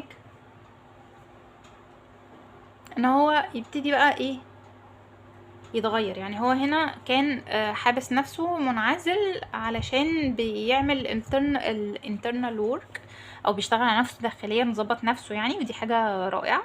ولكن هنا بقى محتاج يقوم بالتغيير، والتغيير هنا جاي لنا فيه مكتوب موجود كلمتين موجود في كارتين يعني wheel of change. هنا بيقولك التغيير اهو، ايه الحاجات اللي هخليها وايه الحاجات اللي هرميها. change وهنا keep، هنا accept الحاجات اللي هتقبلها، هنا الحاجات اللي هحتفظ بيها، هنا الحاجات اللي هشيلها او هلغيها، وهنا الحاجات اللي هبتدي اعملها. وهنا بيقولك nothing will change if you change nothing، مفيش حاجة هتتغير لو انت ما غيرتش حاجة. فبالتالي في هنا دعوة للتغيير عند الشخص ده، واعتقد التغيير هو فعلا هو يعني يكمل في الطريق بتاعه. احنا قلنا هنا على الانترنال كوهيجن، وفي نفس الوقت عيني برضو جت على السيرفيس. السيرفيس هنا رقم 7، هنا بيقولك service to humanity and the planet, compassion, humility, future generations. قد يكون هو ده اصلا اللي ناقص عند مجموعة ب، هو ده اللي محتاج يشتغل عليه، انه يلاقي اصلا يلاقي نفسه داخليا، وبعد كده يطلع بقى يختم ايه البشر يعني.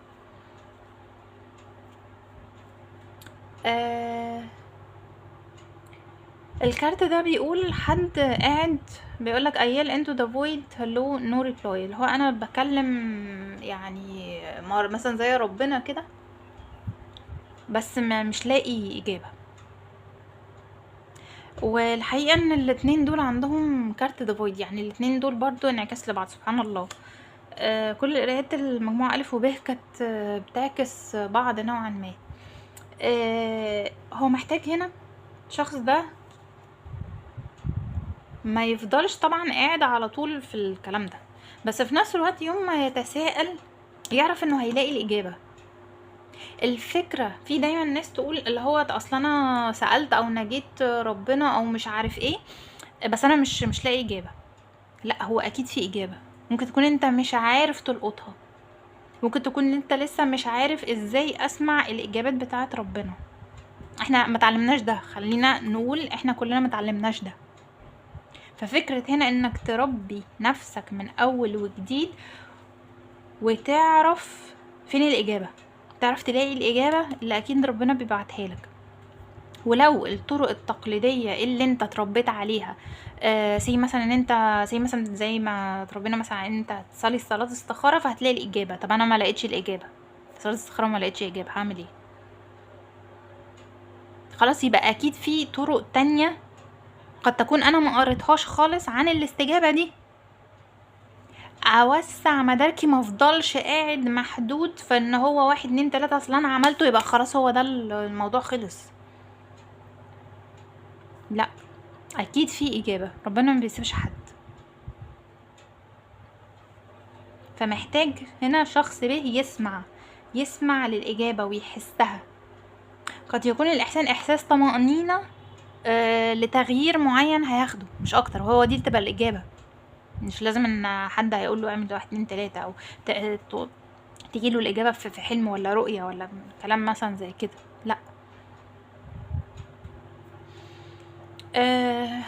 الشخص ده برضو به محتاج إن هو يعترف من جواه إن هو بيحب الفلوس. قد يكون مثلا اتربى الشخص ده على ان الفلوس مثلا حاجة وحشة، او ان هي بتغير النفوس وتخليها بقى تخلي الناس وحشة مثلا بعد كده ولا حاجة. فاللي هو فمن جواه بقى عنده مثلا قناعة، ده كل ده طبعا كأمثلة، ان لا الفلوس مثلا وحشة او ما ينفعش ان انا اسعى ليها او whatever.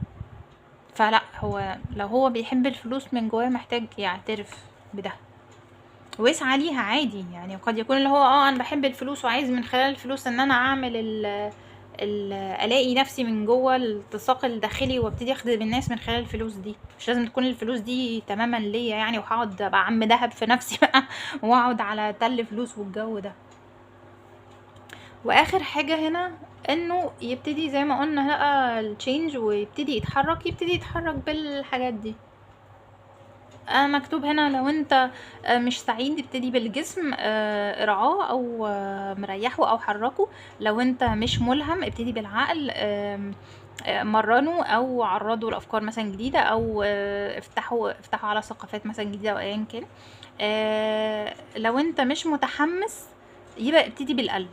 اسأل نفسك ليه. وتاني بي اوف سيرفيس، تاني هنا اخدم الناس، فتاني هنا موجود كلمة السيرفيس دي مرتين.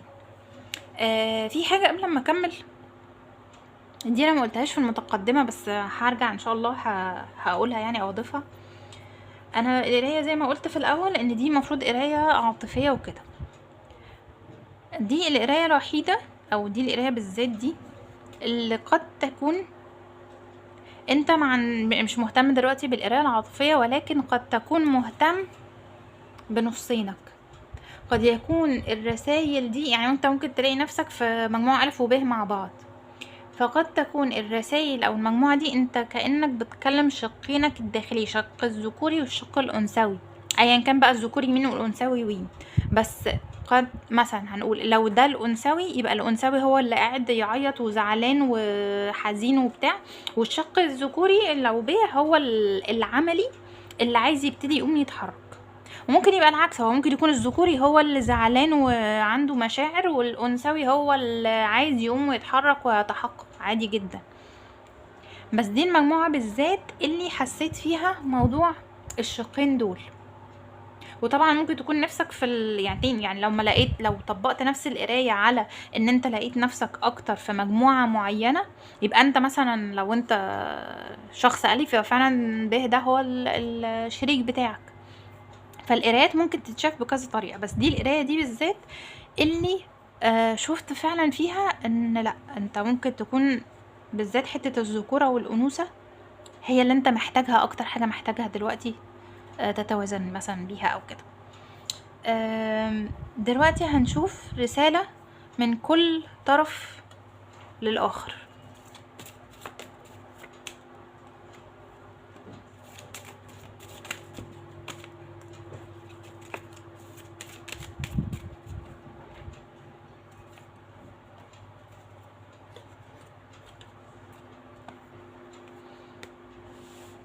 خلينا نعمل ده كده شوية.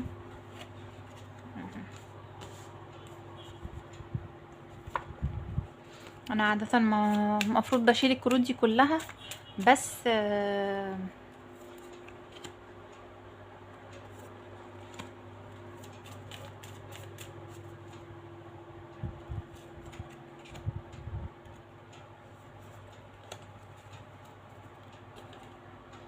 القراية دي مربكة بالنسبة لي.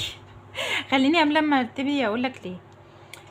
القراية دي انا اخترت فيها الحجر ده. الحجر ده تقريبا زي نص كريم او حاجه زي كده. الحجرين اللي فاتوا كانوا حجر كريم. ده يا اما ان هو مان ميد يعني بصنع الانسان، او يا اما معرفش نص كريم بقى ربع كريم، معرفش معرفش فيهم قوي يعني. بس ده بالزيت مش كريم اصلي يعني. ده ممكن يحسسني ان انت بتبقى يعني الحجر الكريم هو ايه؟ عبارة عن المعادن اللي في الارض معرفش اتضغطت وايه اتحصل لها العملية بقى اللي هو تفر البيولوجية بالضغط والمش عارف ايه والكلام ده، فبقت معدن الطبيعي. لو حجر اعتقد بيبقى اللي هو مان ميد بيعمل نفس العملية، بس هو اللي بيتحكم في المواد اللي بيحطها علشان يطلع النتيجة اللي هو عايزها بالشكل اللي هو عايزه او حاجة زي كده. فده قد يكون عندك sense of control، يكون عندك حتة التحكم، حتة ان انا اللي لازم اسيطر، وانا اللي لازم اعمل ده، وانا اللي لازم هنا وهروح ده والناس وغصب عن الناس هي اللي معرفش تعمل لي ايه، وانا اللي هسعى في الطريق ده وهوصل يعني هوصل وهي الحياة مش ساعات مش كده. هي الحياة ساعات مش كده. قد يكون عندك محور اسد دلو، ده لو انت بتفهم في الطريقة او في الخريطة الفلكية، فده يكون عامل لك مشكلة. يعني فكرة دايما برج الاسد عنده حتة السيطرة والتحكم، اللي هو وانا الملك يا ربي والله ما كنت واخدة بالي، اللي هو انا الملك اهو، فانا اللي هتحكم وانا اللي هوصل وانا اللي هقول. فاللي هو لا حضرتك، برج الاسد استغفر الله يعني ساعات بيفكرني او بيحسسني ان هو ربنا ذات نفسه. فاللي هو لا يا حبيبي، لا انت هنا حتى لو انت ما هيقولك ملك الابراج ماشي يا حبيبي، انت فوق، انت فوقين بقى في خطر، في وقت، في ربنا ذات نفسه، وفي وفي وفي وفي وفي. فاللي هو انت مهما وصلت ما وعندك جينات فظيعة، عندك مهارات رهيبة، عندك وصل لنجاح فظيع، انت شاطر جدا في شغلك ولا شخصيتك جبارة، بص ايا كان بابا فيك حاجة، في فوقيك حاجات، فوقيك ربنا ذات نفسه، وربنا مش عارف يوصلك لحاجة مش هيوصلها لك غصب عنك. وفي الاخر هو اللي عنده الحكمة، وانت اللي هتنصاع للحكمة دي.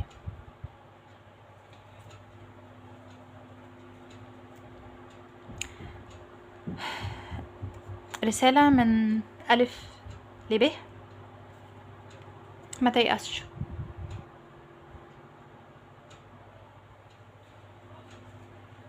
ما تيأسش. بيقولك congratulate yourself on the achievements you have already made. اهو ده لسه بنقول بارك لنفسك على التحقيقات او الانجازات اللي انت بالفعل عملتها. don't let one mistake make you forget how far you've come. متنساش انت عملت ايه وانت تخطيت قد ايه ومشيت قد ايه في حياتك ومسيرتك. everyone has their good days and their bad days. كل الناس عندها الايام الحلوه والايام الوحشه.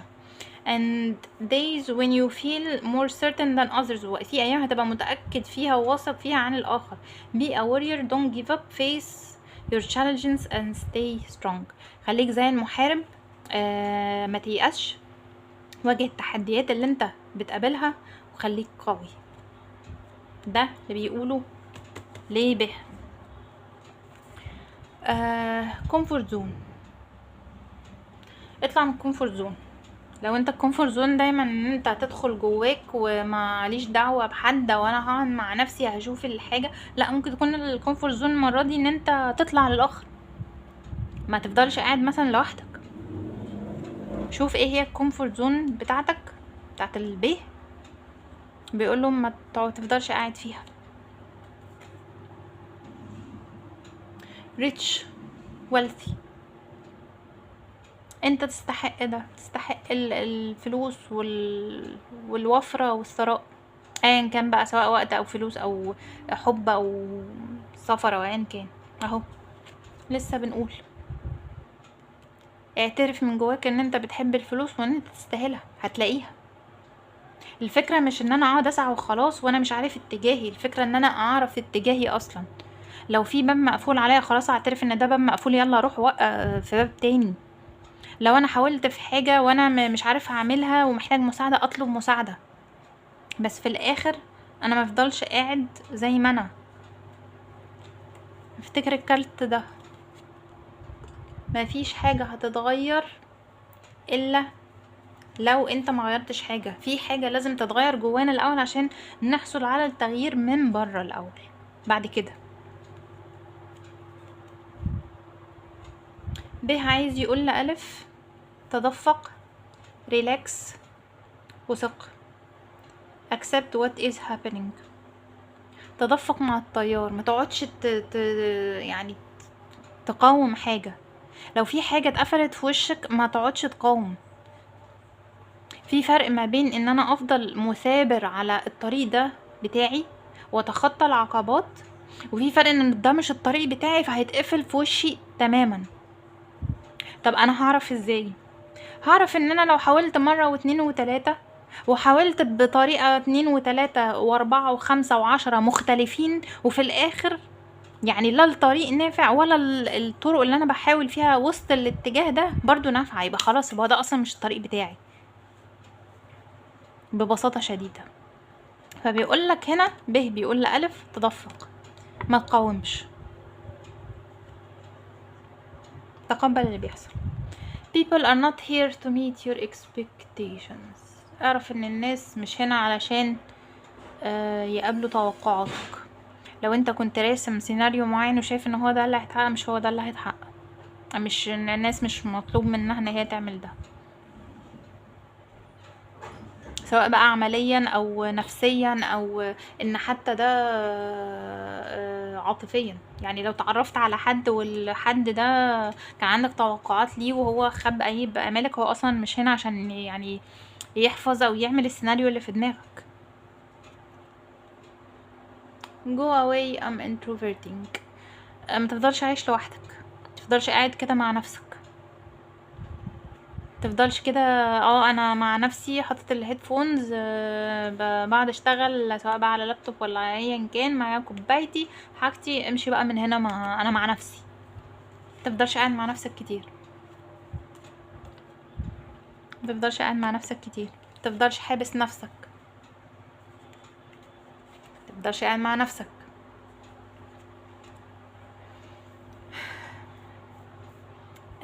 اخر حاجة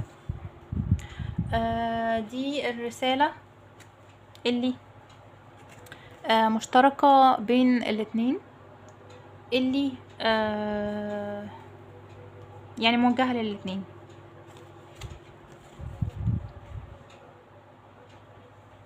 كل شيء مقدر في التوقيت الالهي. كنت لسه بنقول والله التوقيت اهو. انا ساحبه الكروت دي بره طبعا بره الشاشه، دي ساحباها قدامك. سول ميتس حبايبي. استنى والله، بص والله جمال الكارت.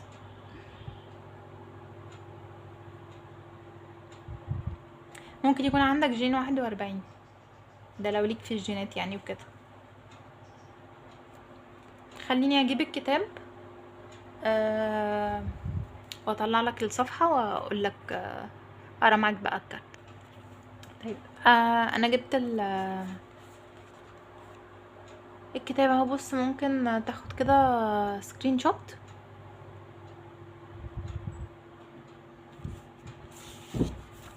ادي الصفحه التانية.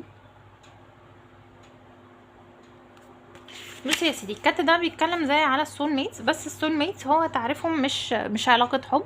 يعني ممكن يكونوا صداقة، ممكن يكون اب وابن مثلا، ممكن يكون صحاب عادي، مش لازم ان تكون هي علاقة رومانسية، عادي ممكن تكون اي علاقة اجتماعية يعني. بس اللي بيقولك السول ميتس هما الناس اللي انت هتحس يا اما بانجذاب شديد تجاههم او بنفور شديد منهم. الناس دي بنقابلهم في حياتنا علشان احنا هنتطور معاهم ومن خلالهم. بيقولك you are meant to evolve and transform with the companionships of others. انت هتتطور وتتحول، تتغير كده، تكبر بمرافقتك للناس دول. والناس دول غالبا هينقلونا they will take you to the next level of healing. دول اللي هينقلوك للليفل الاعلى من التشافي. يعني مجرد انت ممكن الناس دي لما بتقابلها انت تقابلهم علشان مجرد بس انت محتاج حاجة تتشافى بيها، فربنا بيوضع لك الشخص ده في طريقك علشان ينبهك للحتة دي، فلما تتعلمها سواء تتعلمها بطريقة حلوة او بطريقة وحشة هيحصل لك الهيلينج فتتطور. ممكن يكون وعيك ساعتها هو اللي هيتطور، تبقى اقرب لنفسك، تبقى اوثنتك.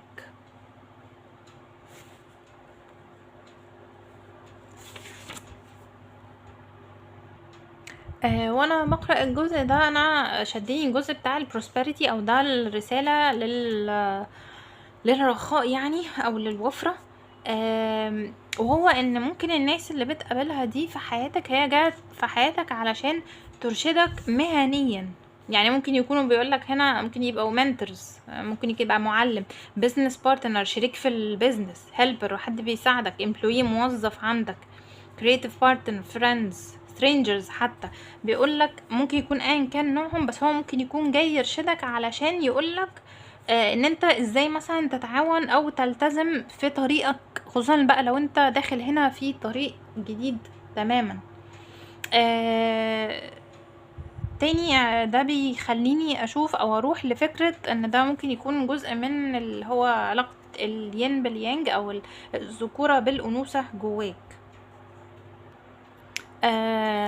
في كمان سؤال هنا حلو جدا، بيقولك لما تتحط في موقف او لو قابلت مثلا ناس، فنفترض ان انت علمت منهم درس وكل حاجة، بس لكن الدرس ده كان تقيل شوية او كان بطريقة مش لطيفة، فبيقولك بدل ما تقعد تسأل نفسك why did he or she يعني ليه هما او ليه هو او هي يعني عمل لي كده او حصل لي كده او عاملني بالطريقة دي، اسأل نفسك what is the gift in this. اسأل نفسك ايه هي الهدية اللي بيديهاني، او من الاخر يعني ايه هو الدرس اللي انا كنت المفروض اتعلمه علشان اصلا الشخص ده كان يجي في حياتي. يعني في الاخر look into this mirror you will only be changed for the better. لما تجاوب على السؤال ده ايه هو اللي انا اتعلمته من العلاقة دي، هتعرف هنا فين الحكمة اللي ربنا كان عايز يعلمها لك، او التطور اللي كان عايز يعلمه لك. اتمنى اكون ساعدتك، اتمنى دي ما تكونش تقيلة عليك او ما كنتش انا قاسية شوية في كلامي. يا ريت تقولي لو القراية دي كانت منطبقة عليك، حتى لو ما تقولش هتقولي انت اخترت انهي مجموعة، قولي بنسبة قد ايه هي انطبقت عليك يا ريت. ولو عندك طبعا اي اقتراحات ممكن تسيبها لي برضو في الكومنت. شكرا ليك واشوفك في فيديو جاي. باي باي.